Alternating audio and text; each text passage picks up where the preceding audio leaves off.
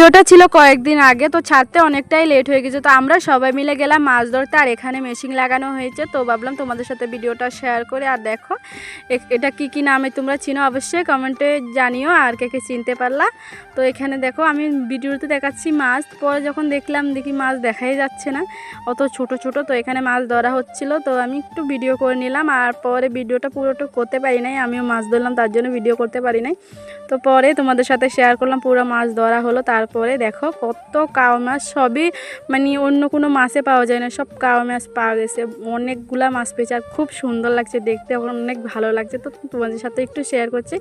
আর তোমরা এইভাবে মাছ ধরতে কে কে ভালোবাসো অবশ্যই কমেন্টে জানিও। আমার থেকে তো মাছ ধরতে ভীষণ ভালো লাগে, অনেকটাই ভালো লাগে। আর এখানে একটা মাগুর মাছও মানে পেলো, তো এটা তো আর দেখালাম তোমাদের সাথে। আর দেখো এই কাও মাছগুলো অনেক বড় বড়, দেখো তোমাদের সাথে দেখাচ্ছি, খুব সুন্দর, মানে ধরতে তো অনেকটাই ভালো লেগেছে।